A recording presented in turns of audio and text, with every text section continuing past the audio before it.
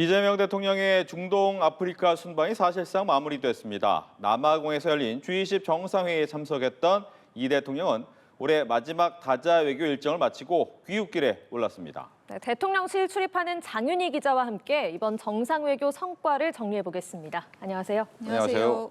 네, 장 기자, 이번 순방 일정이 굉장히 길었더라고요. 그렇습니다. 4개국을 갔다 왔다고요? 네, 그렇습니다. 이번 순방 일정 무려 7박 10일간 진행이 됐습니다. 이 대통령 취임 이후 가장 길게 이어진 순방이기도 했는데요. 주요 방문 국가를 살펴보자면 먼저 이집트를 방문한 이후 먼저 아랍에미리를 방문하고 그다음에 네. 이집트를 가서 각각 정상회담을 진행했고요.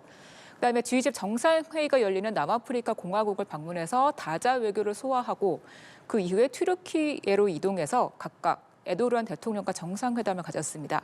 이번 중동과 아프리카 순방국은 모두 이 대통령 취임 이후 처음으로 방문한 국가들이어서 다자 외교와 정상 외교의 저변 모두 확대했다는 의미가 있다고 볼 수 있습니다. 네, 7박 10일간 4개국이라니 이게 대통령실도 또 취재하는 기자들에게도 보통 대장정이 아니었을 것 같아요.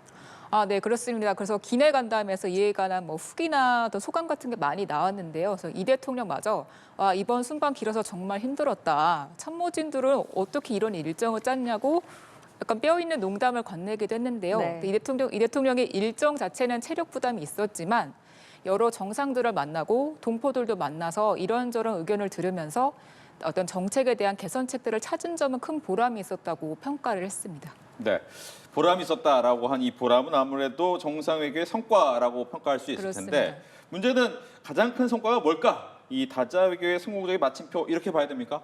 네, 그렇습니다. 이번 남아공 G20 정상회의 참석을 포함하면 이 대통령의 취임 이후 참석한 다자 외교 무대가 총 5번입니다. 이재명 대통령 취임한 지가 이제 아직 6개월이 안 된 점을 감안하면 굉장한 참석 횟수인데요. 이는 우리나라가 이게 지난해 12.3 비상계엄 사태 이후 정상 외교가 한동안 멈췄다는 점을 감안할 때 이 대통령의 취임 이후 정상 외교 복원에 가장 힘을 준 배경의 결과로서 이번 정상외교 박차의 순방 일정이 나왔다고 볼 수 있습니다. 대표적으로 이번 G20 정상회의장에서는 중경군 협의체 믹타 회동을 의장국 자격으로서 이 대통령이 직접 회의를 진행하기도 했고요.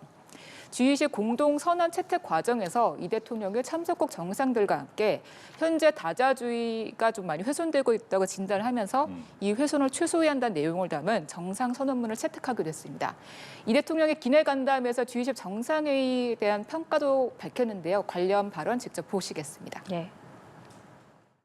자유무역 질서라고 하는 게 결국은 모든 국가가 함께 살 수 있는 거의 유일한 길이기 때문에 결국 그 길로 갈 수밖에 없을 것이라고 생각합니다.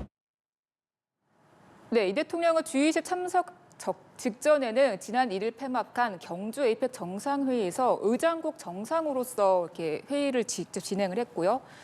경주 에이펙 직전에는 말레이시아에서 열린 아세안 정상회에 참석을 했고 지난 9월에는 세계 최대 다자 외교 무대인 미국 뉴욕의 유엔 총회도 참석하면서 국제사회에 대한민국의 복귀를 알렸습니다. 예, 앞서 잠시 언급을 하셨습니다만 이재명 대통령이 이렇게 다자 외교 무대에 공을 좀 들이면서 해외 정상들과 교류의 폭을 넓히는 배경에는 좀 특별한 의미가 있는 것 같습니다.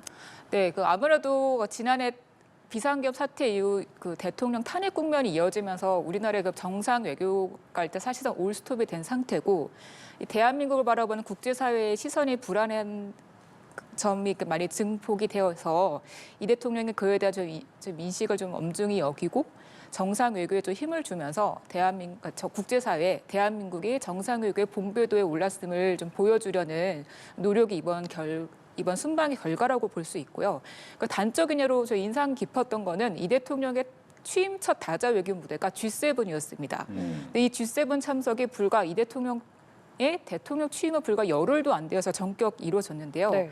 그래서 대통령실 안팎에서도 너무 취임한 지 얼마 안 됐는데 준비하기 너무 물리적으로 시간이 촉박한 거 아니냐는 평가도 있었지만 대통령이 시간은 짧지만 일단 다자 외교 무대에 대비를 해서 국제사회에 대한민국이 정상 외교를 복원했다는 것을 알릴 필요가 있다고 해서 역대 대통령 최단 기간 내 순방을 결정한 그런 사례도 있었습니다. 네, 이렇게 해서 올해 다자 외교 마무리된 다자 외교를 짚어봤는데 또 하나는 이제 아랍에미리트, 이집트, 튀르키예를 개별 방문을 했단 말이에요. 여기서는 네. 어떤 성과가 있었습니까?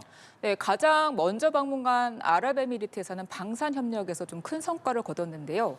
그 아랍에미리트와 대한민국이 방위 산업의 개발부터 생산까지 공동 함께 움직이기로 협약을 맺었습니다. 이를 통해서 대통령실은 약 1,150억 달러 이상의 잠재적인 시장 가치 효과를 얻은 것으로 기대했는데요.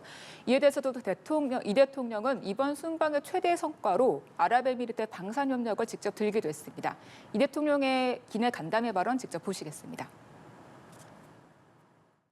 사전에 비서실장이 특사로 가서 협업할 수 있는 분야들도 많이 정리했고 또 구체적 사업도 다 발굴을 했기 때문에 아주 구체적이고 실질적인 큰 성과가 난 것 같습니다. 네, 이재명 대통령이 뒤이어서 이집트와 튀르키예도 방문을 했는데 이집트와 튀르키예에서는 어떤 성과가 있었습니까? 네, 먼저 우리 시간으로 어젯밤 진행된 한국과 튀르키예 정상회담에서는 원전 협력에 좀 비중 있게 논의가 됐습니다. 지금 튀르키예에서 시누프란 지역에서 원전 사업 협상국에 지금 논의가 되고 있는데 협상국 후보국 중에 하나가 좀 우리나라가 지금 거론이 되고 있는 상태라서 예. 대통령이 원전 사업에 좀 힘을 준 것으로 보이고요. 그 관련해서 또 이집트에서는 주로 그 인프라 협력이 논의가 됐습니다. 이집트 카이로 공항의 확장 건설에 한국 기업이 참석하는 걸로 저희가 요청을 받았고요. 모디 인도 총리와는 한국과 조선업 협력에 대한 실질적인 협력을 논의하기로 했습니다. 예, 알겠습니다. 지금까지 장 기자와 함께 이번 중동 아프리카 4개국 순방의 주요 내용과 성과를 짚어봤습니다. 고맙습니다. 네, 그렇습니다. 감사합니다.